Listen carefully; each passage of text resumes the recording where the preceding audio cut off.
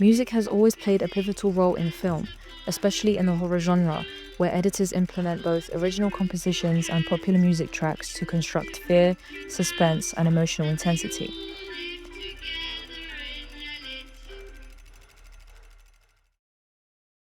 Through analysis of Kirkmory's work, this video essay will examine how horror editors use music in post-production, focusing on the difference between original scoring and popular tracks, and how they shape pacing, narrative rhythm, and instill fear in an audience.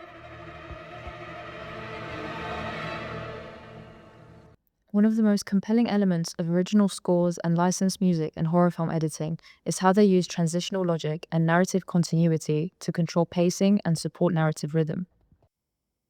In The Conjuring 2, editor Kirkmory uses a popular track to make a transition in a scene where the main character, Janet, has just been accused of faking demonic possession, and the people sent to help her withdraw their support. The music bridges the emotional collapse, signaling a shift in tone and isolating Janet from the people who are meant to help her. I started a joke, which started the whole world. The track starts just before the cut to Janet, functioning as a sound bridge. It guides us gently from one scene to the next, avoiding an abrupt tonal shift and instead sustaining the emotional thread. Was on me. This doesn't feel right. I know. I started to cry. This transition reflects what Michelle Chion calls empathetic sound that mirrors the character's internal state whilst cueing us into deeper narrative subtext. By structuring the transition around the song, Maurice sustains psychological continuity, a principle in editing that ensures emotional and narrative cohesion across cuts, allowing the viewer's engagement to remain uninterrupted. The melancholic tone of the track subtly reinforces the unresolved presence of the supernatural, suggesting that the threat persists despite the apparent shift in scene.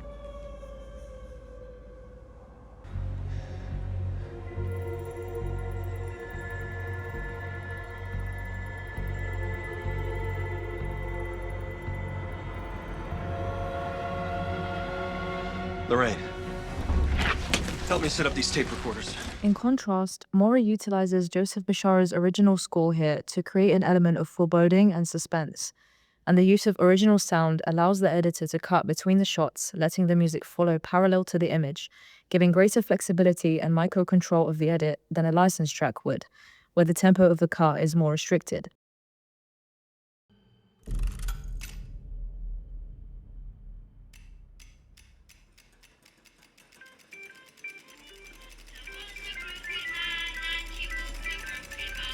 He found a crooked sixpence upon a crooked stile. He bought a broken cat, Which caught a crooked ass. and they all Lived together in a... lived.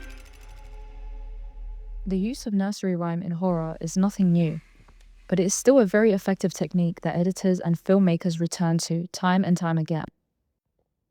Decontextualizing familiar music and using it to instill fear and tension subverts audience expectations and creates dissonance and unease.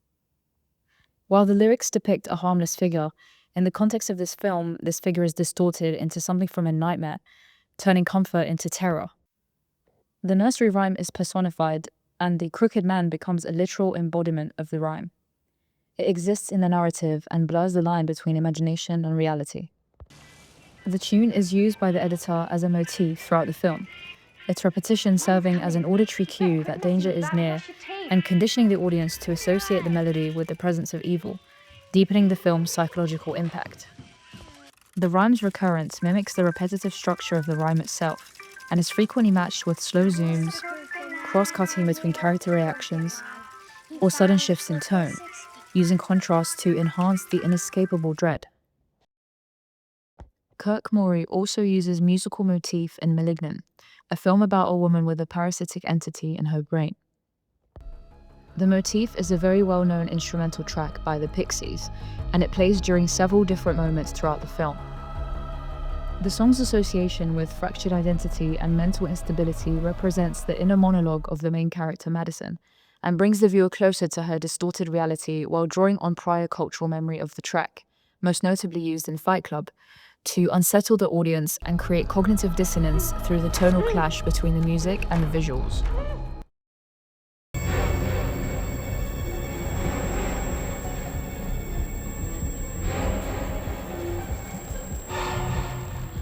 While the original score heightens visceral fear and anxiety and is typically paired with fast cuts, the popular track plays on psychological fear and is paired with slow zooms and longer shots.